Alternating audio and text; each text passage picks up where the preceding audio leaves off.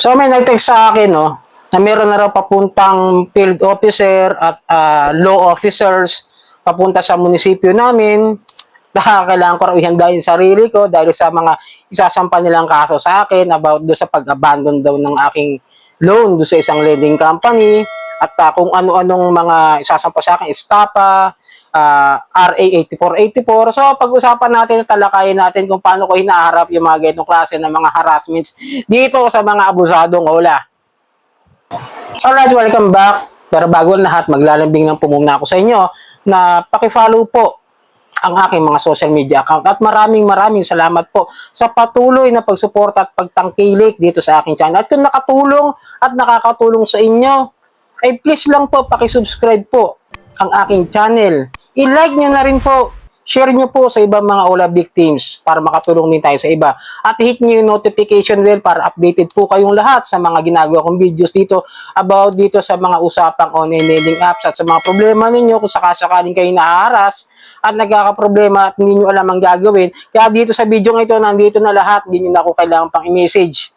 Kasi ang dami nag-message sa akin, hindi ko nasasagot lahat ng mga message ninyo. Dahil may sarili rin po akong buhay. Kaya nga nasa videos po ang aking mga payo at advice kung ano-ano mga gagawin nyo. So, yun nga, nakatanggap ako ng mga messages sa text na sasampahan daw ako ng, pakita ko sa inyo, no? Inform ko lang po kayo na magkakaroon po tayo ng barangay amicable settlement on Tuesday at 10 in the morning bukas, March 13.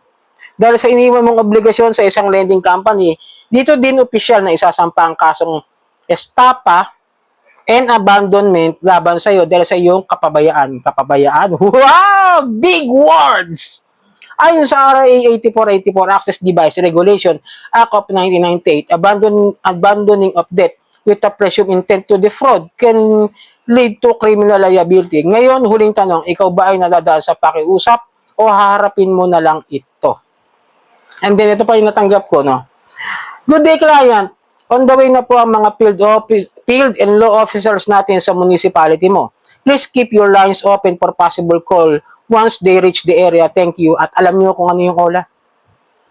Cash bar. Isang OLA na hindi rehistrado sa SEC. Hindi ko siya nakita sa recorded online lending platform. Okay? Hinanap ko rin sa lending and financing companies. Wala akong nakikita cash bar. Hindi ko alam. Kasi itong cash bar na ito ay isang fly-by-night. Hindi ko kayo sinisiraan dito ha. Sinasabi ko lang yung katotohanan. Kaya hindi ko rin alam kung saan nyo nakuha yung number ko. Bigla na lang kayo nag-text sa akin. No-offeran nyo ako eh. And then, may link na ibibigay itong wala dito. Kasi last year, sa pagkakaalam ko, sa pagkakapanood ko dito kay Ate Red, sa kaibigan natin, na Honest Ola Reviewer, shoutout kaibigan Ate Red. Last year, nakita raw nila dyan sa Play Store, na-download pa raw nila. But, for the meantime, nung time na sinubukan ko to, i-review ko sana ito doon sa isa kong channel. But, problem, hindi ko magawa ng video dahil sa busy time. Kaya dito ko na siya ilalagay. Then, ito nga yung nangyari. No? April 1, sinubukan ko siya na utangan, pero hindi para i-farm. At actually rin, bilinawin ko rin, binayaran ko po ito. Okay? Hindi sinasabi ko na minsan kahit bayad ka, harassing ka pa rin, di ba? By that time, yung April 1, sinubukan ko siya na hiraman. At that time din, may evaluate pa lang yung aking loan. Ibig sabihin, under evaluation, under review. Hindi pa ako nagko-confirm o umu-okay doon sa utangin ko. At pinakita lamang nila ay 1,000 pesos for 7 days. Okay? Yun lang yung pinakita. Wala siyang pinakita sa akin na repayment details. Kung magkano yung ibabawas, kung magkano yung processing fee, kung magkano yung miscellaneous fee, magkano yung risk fee, magkano yung hidden charges. Basta may dumating sa akin after 5 minutes, 555 dito sa aking GCash. Okay? Malinaw? By that, they are doing auto-disburse doon sa mga nangungutang sa kanila para mapilitan na magkaroon ng pera. Kasi kahit ibalik ko yan, no, lilinawin ko lang din, kahit ibalik ko yan yung araw na yon, magiging utang mo pa rin is 1,000. Okay? At hindi ko rin sinunod yung 7 days nila. Bakit? Wala naman ako sinabing kukunin ko yan. Sino ba loko-loko kukuha ng 555? Doon sa halagang 1,000. Di ba sana ko piniliwanag sa akin? Siyempre, hindi ko siya aproban. Hindi ako papayag sa ganung halaga na magiging babayaran ko 1,000 for just 555 na ipapadala sa akin. Di ba? O, inabot ko siya ng 1 month. Hindi siya pinahirapan, ha? Pinag-aralan ko siya for 1 month. Kung ano yung ginagawa nito. At meron din ako member sa GC na may utang siya kay D Peso sa kanyang kapatid. Pero ang nagte-text sa kanya sa email o nagme-message sa kanya sa email is si B Cashbar. Diba? Kaya nagulat ako, tanong sa kanya meron siya utang kay Cashbar. Wala raw. B Peso daw. Kaya doon ko nalaman na itong mga to, pag dinownload mo siya using their text link, nandun din sa Cashbar o nandun din sa B Peso, yung mga OLA nila na nagtatago at nagiging mga fly-by-night ngayon. So, sino ang illegal talaga ang ginagawa? Ako na nagbayad by 1 month. Pero ang ginawa ko mga kadyan, lilinawin ko yung 1 month na yon, binayad ko na sa is yung 555. And then yung 15% na interest ng SEC ang ginamit ko kung batayan. Okay? Bakit kung ginawa yon? Sigurado tatanungin nyo ko principal amount eh. Diba? Kasi kung principal amount, kung pumayag kayo dun sa in-offer nila na kunwari meron kayong ilo-loan, meron silang credit limit na pinapa-loan sa inyo na 3.5 at ang tanging makukuha nyo ay 2.1 lamang, tapos pinakita sa inyo yung repayment details o yung bracket ng kanilang pautang at umapprove kayo at sinin nila, doon nyo maintindihan na pumayag kayo doon sa halagang makukuha nyo. Ako kasi hindi ko nakita eh.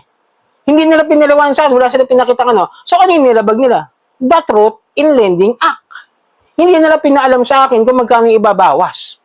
Kaya ang ginawa ko, for my own opinion lamang to, no, hindi ko kayo tuturuan na na ganyan. Basta, ang gawin nyo, kung sakasakaling kayo pumayag doon sa 3.5 at pinakita sa inyo na 2.1 lang makukuha ninyo. Pinakita talaga, as in ipinakita. Hindi katulad sa akin na wala akong nakitang repayment details na bracket niya na 555 ang ibabawas. Almost 45% ang tinanggal sa akin, ang binawas sa akin, di ba? Kaya hindi ako pumayag. Kasi kung pagtatalunan namin ito, unconscionable na ito pagdating sa korte. Papautang ka, ganun laki-laki ibabawas. So, di ba, sabi nga doon sa Senado ni Senator Win Gatchalian, na walang lending o financing ang magkakaroon ng processing fee na halos kalahati ng inutang ng tao. Kasi pag sa Supreme Court yan, sa mga korte yan, yung mga ganong klase ng mga pagbawas, sabihin natin walang batas na na usury law, unconscionable pa rin. Hindi pa rin yun naaayon para do sa tao na ibaon mo sa utang. And then, yung processing fee, kung kayo pumayag dyan at ma-approve talaga, as in-approve ninyo na tatanggapin nyo is ganun lang, yan, medyo ibang usapan yon. Kailangan nyo bayaran talaga yung buong 3.5. Okay? For 7 days. Pero ako kasi, paglalaban ko rito, is hindi ko nakita yung kanilang repayment details. Tapos isa pa, they are illegal operation. Bakit? Dahil nga sila sa ICC. Wala nga sila sa submitting, wala nga sila sa accessing ng CIC. Pagkatapos magte-text sa akin, sino bang Poncio Pilato nag-forward sa akin ang number ninyo? Tapos sinubukan ko lang, i-review ko lang dapat kayo eh. Ibinigyan nyo ako ng 555. So pag-aralan natin kayo. At actually, ito rin yung gusto ko i-report sa PNP, sa NBI o sa PAOK. Kaso nga lang, medyo busy ako ngayon dahil medyo may malaking bayarin ako kaya hindi ako makapag-absent. Yan ang problema ko. Pero siguro by the meantime, pag medyo nakakuha pa ako ng maraming harassments na gagawin ninyo sa akin, that will be the sign that I will go to PAOK. Okay? Hindi ko kayo pinagbabantaan. I-report ko lang kayo. Magpapail lang ako ng complaint. Kasi sinasabi niyo, pailan niyo ako ng kasong estafa eh. Binayaran ko kayo. Kung tutusin kayo yung may problema, kung talagang gusto niyo ng legal na settlement, sa akin walang problema, pumunta kayo sa bahay, bigyan niyo ako demand letter, i-act nyo sa korte. Kasi yung pinayo sa akin ng abogado doon sa PNP, mas magandang iharap sa korte kung mayroon silang reklamo laban sa mga borrower o sa mga inutangan nila. Pagpadala sila ng mga demand letter, then go. Mas maganda kasi may mediation ng judge, may desisyon ng korte para malaman natin kung tama ba yung ginagawa nilang pagpapautang, kung tama ba yung paniningil nila, kung tama ba yung interest na ipinapataw nila. At hindi lalabag sa pagkatao ng isang borrower na hindi siya magiging alipin ng utang dahil doon sa pinahiram na pera. Okay? And then, kung sasabihin estafa, nagbayad ako after 1 month eh. Diba? Is that just na hindi nyo lang talaga ginagawa yung mga tamang paraan ng paniningil, yung tamang proseso, like the unfair debt collection practices, di ba? Katulad yan. Ba't nyo ba kailangan ako i-text na kakasuhan nyo ko? Kung gusto nyo talaga akong kasuhan, kasuhan nyo. Ganun ang tamang proseso ron eh. Kasuhan nyo ako small claims, walang problema. Maghaharap tayo sa korte, hindi ako atras. Pupunta ako mismo. Kung gusto nyo talaga ng legal settlement. Meron utangan din naman ako noon ng mga lending companies, hindi lang kayo, nakipag-settle ako na maayos dahil pumunta sa bahay, kinausap ako na maayos, tao sa tao, utang sa utang. O, nagkaintindihan kami, nagkabayaran kami. At hindi yung katulad niyan, na kung ano yung mga pinagsasabi niyo sa text sa akin, may email pa nga kayo, hindi ko muna ipapakita kasi meron akong nakasave dyan na ibang mga alas pa na pwede ko pang iharap just in case na mag-file ako ng formal complaint laban din sa hindi naman na rehistradong OLA, fly by night. Tapos kayon, gaganyan-ganyan kayo sa akin. Hindi ko kayo tinatakot, hindi ako nagmamayabang.